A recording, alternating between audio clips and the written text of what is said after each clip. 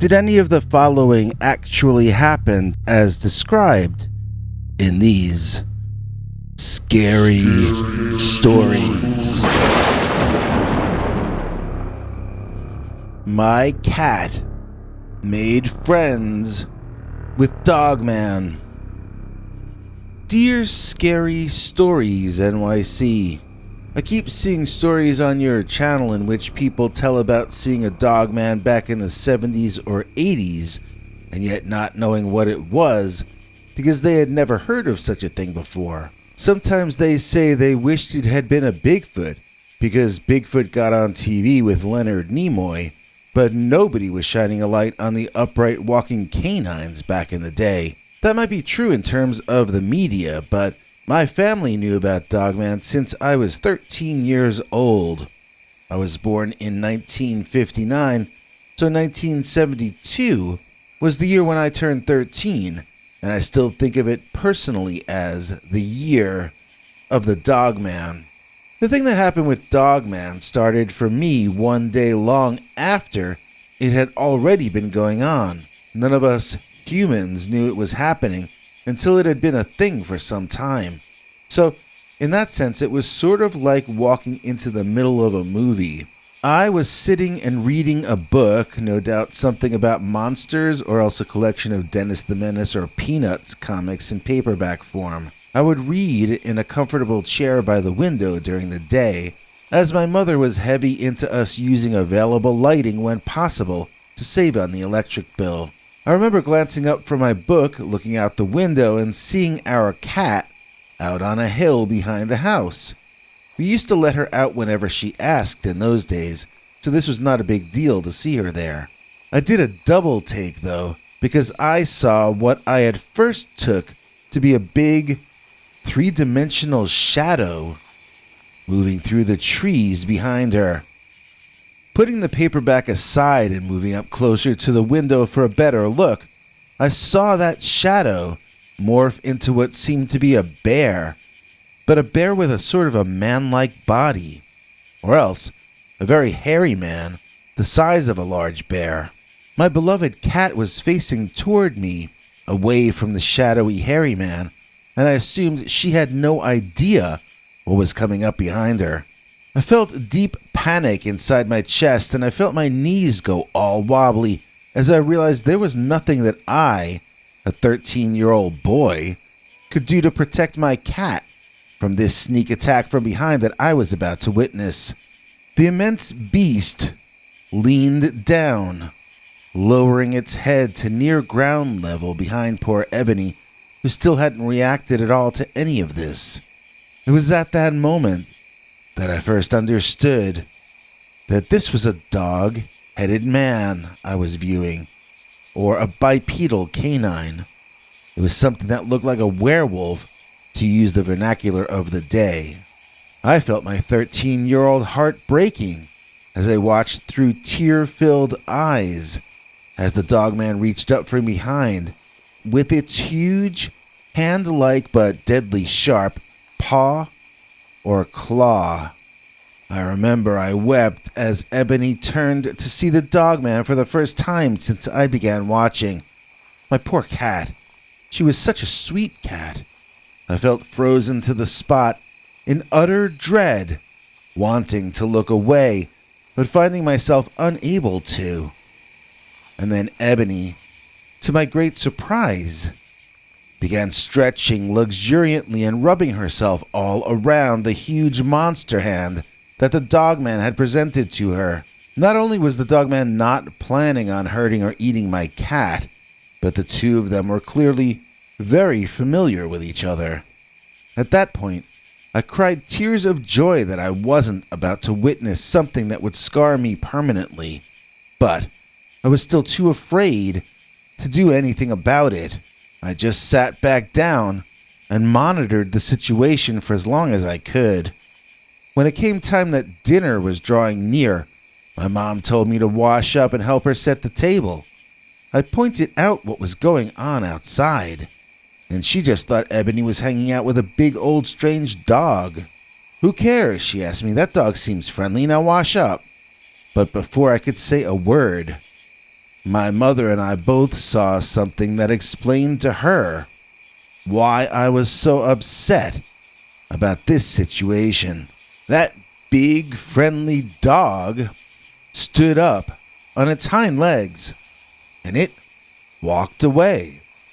Ebony watched him, then she trotted back to the house and came in through the cat door. Rubbing up against our legs and asking us for her dinner, she was acting as though nothing out of the ordinary had happened at all.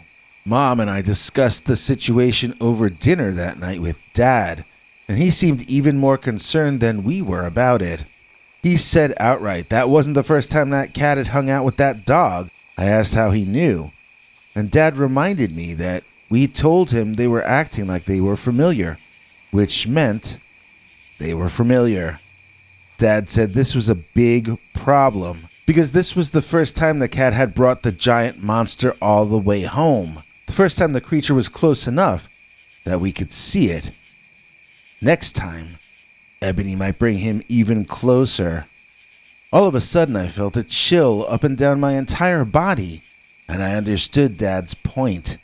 If the creature was coming closer to our home each time, he was becoming accustomed to being within a human settlement.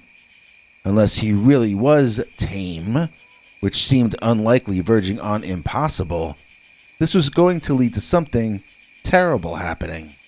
Even at that age, I already knew a wild animal from the forest can almost never be tamed. Humans need to avoid wild predators both for their own sake and for the sake of the animals. Getting the scent of humans on you can destroy your street cred in the animal kingdom. It can get you kicked off of Critter Twitter. I'm joking around with my wording, but my point is a serious one.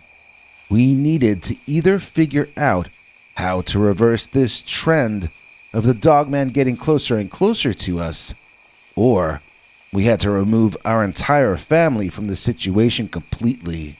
My father and I began a new daily project of surrounding the property with a new wire fence that he bought the makings of. We got more of it up each day, but I don't think either of us ever felt it would actually keep monsters off our land. It might deter the werewolf for a while, but unless we electrified it, the fence was never going to be Dogman proof. I actually asked Dad about the idea of wiring it with electricity, but he told me we'd probably only fry a bunch of birds and squirrels, and we might even set the entire property on fire.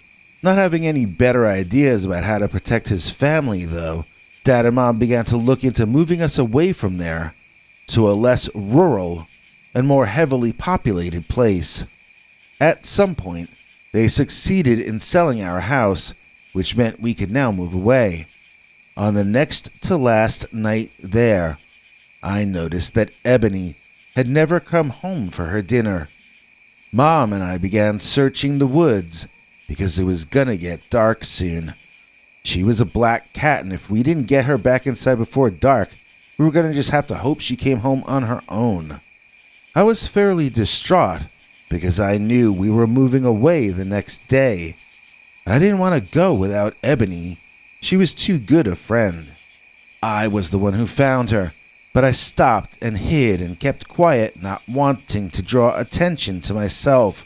You see, Ebony was not alone. She was with the Dogman, and the two of them were relaxing and enjoying the evening together in their usual quiet manner.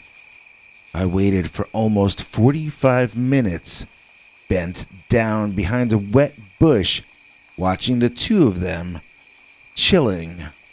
In that time, the cat climbed on and around the seated Dogman and smelled him all over.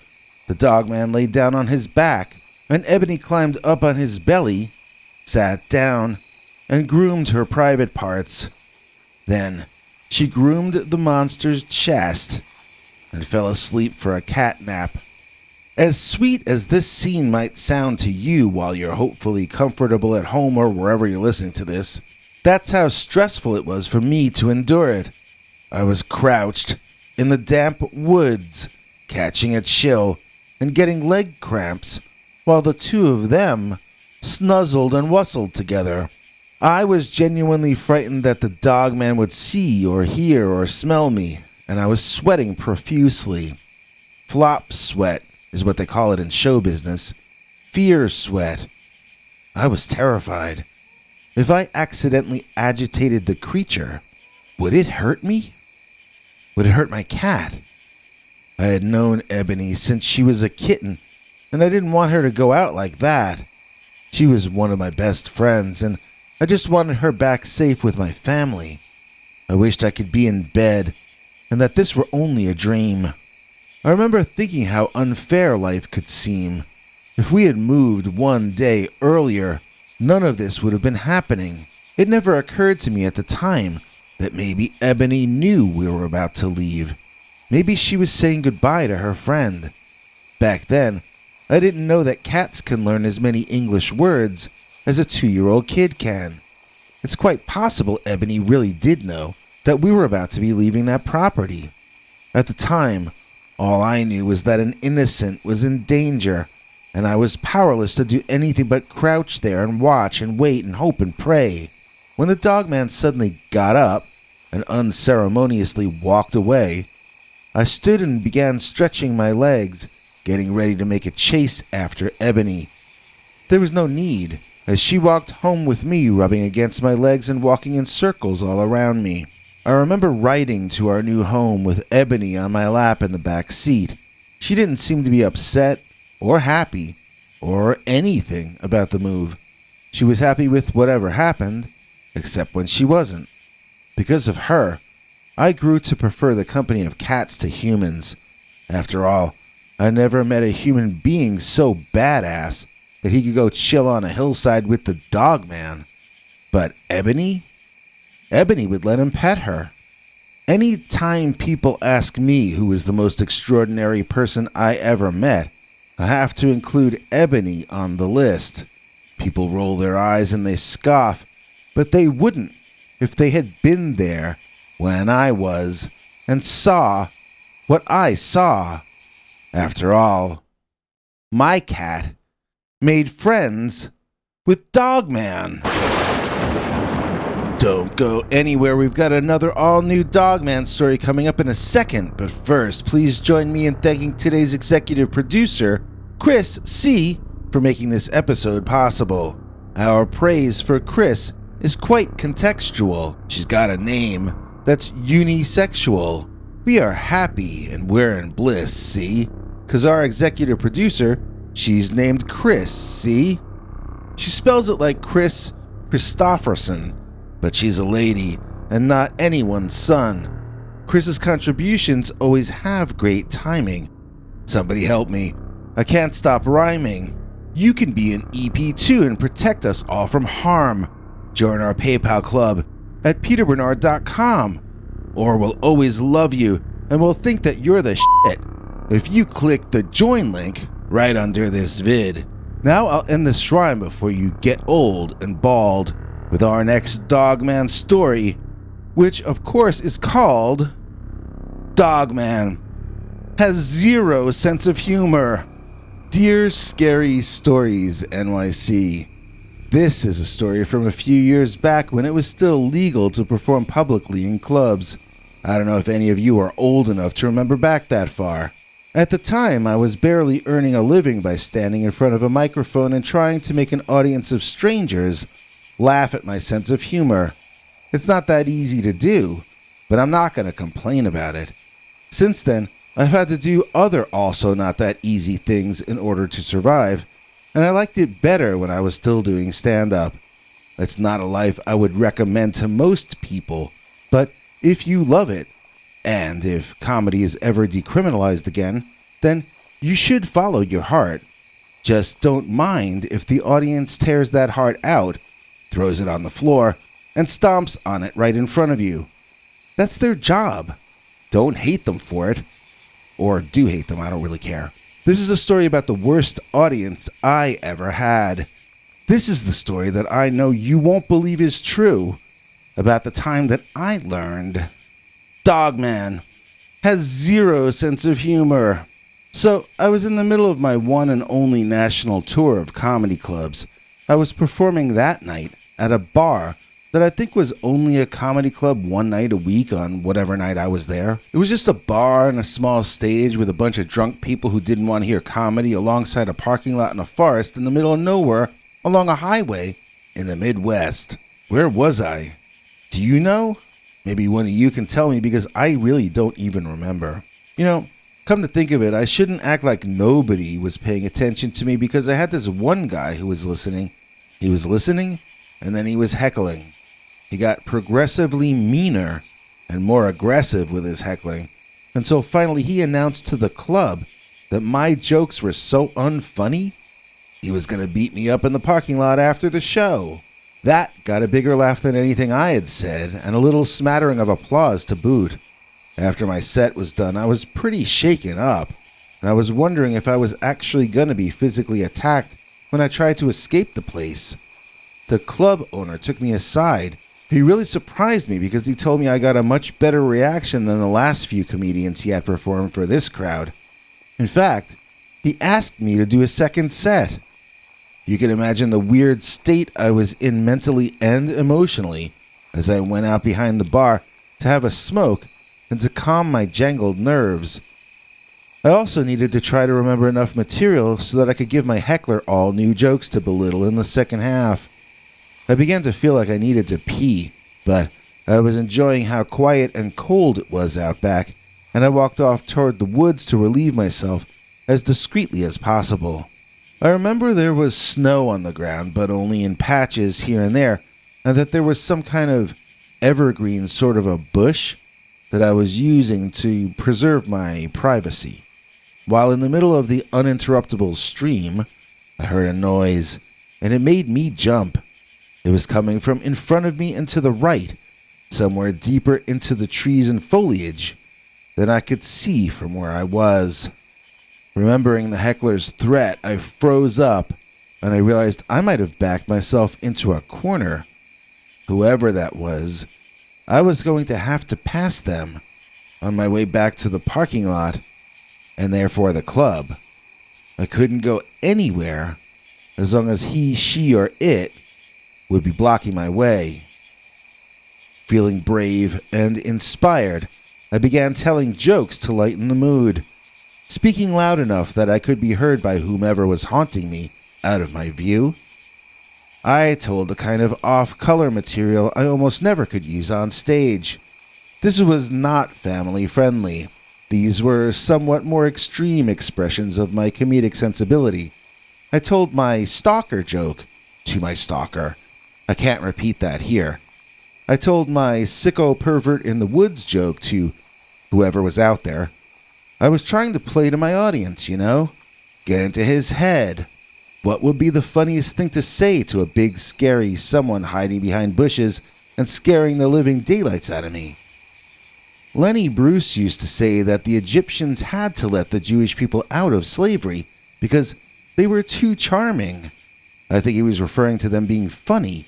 Stand-up comedy in his mind, I suppose, was charming the audience. Like that old Shakespeare quote, "Music hath charms to soothe the savage breast."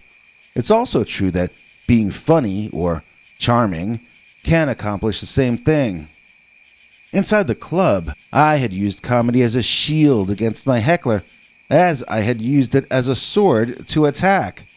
Behind the club, trapped as I was trying to use it to disarm and de-escalate. At first, I was uncertain as to how my efforts were being received, but then I got a response that demonstrated to me that I was in fact being listened to. I heard a very deep, very guttural, very threatening growling. Now, I can't fully explain the next part of this story because I did something counterintuitive that ended up saving my skin.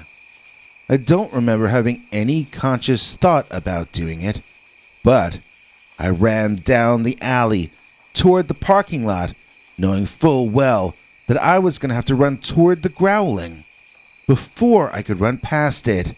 Maybe my body had taken over from my mind, or maybe some higher mind guided me to safety. Like maybe I was a sim and my human took pity on me and zapped me to make me run.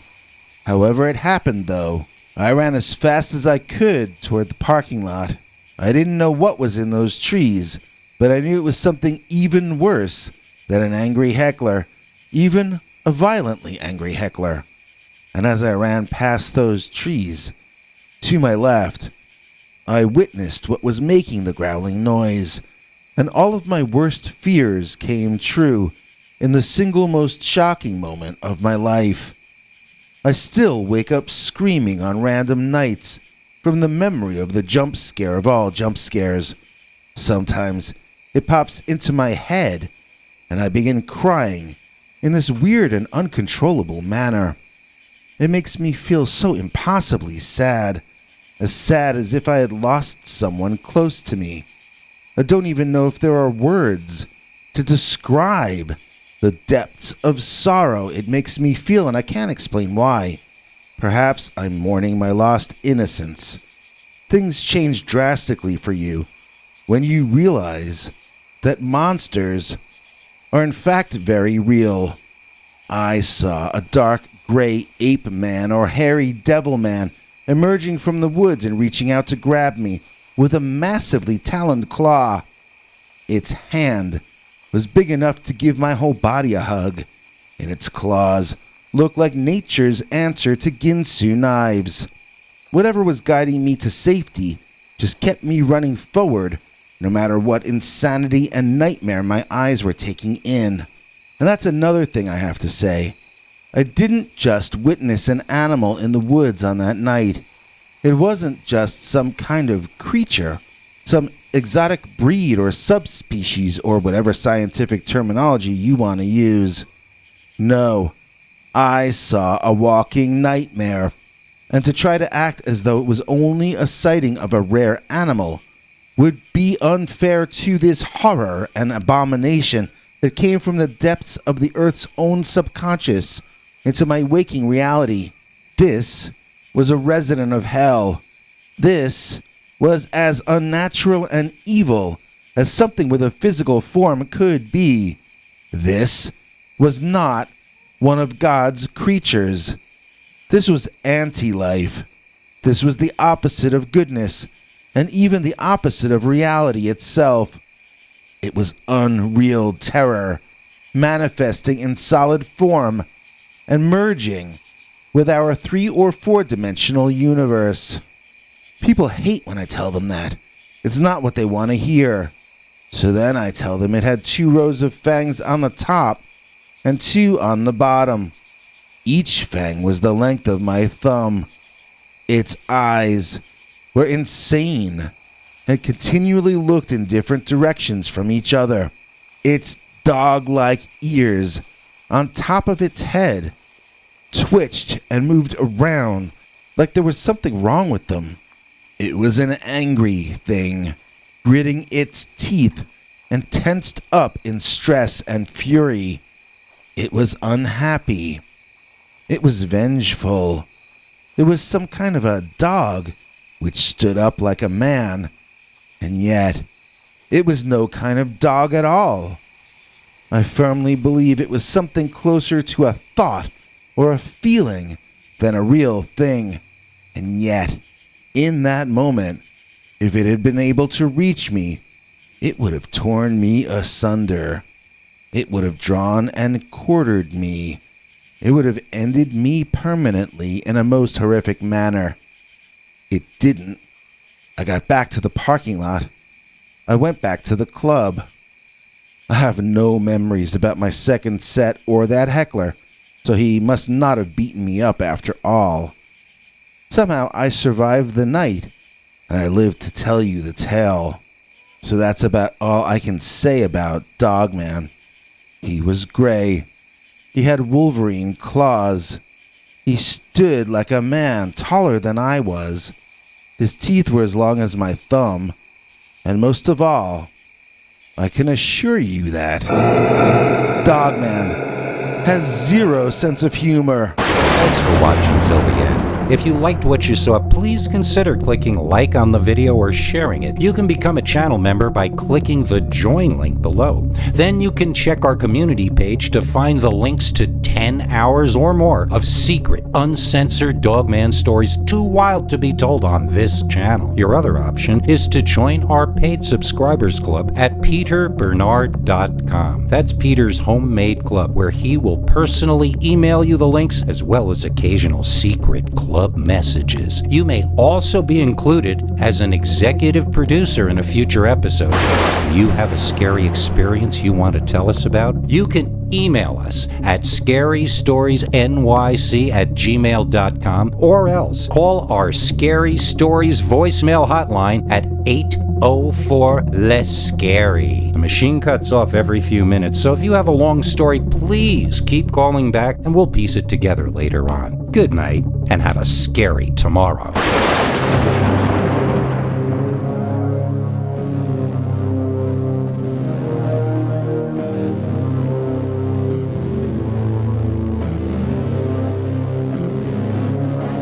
Come back for more scary stories.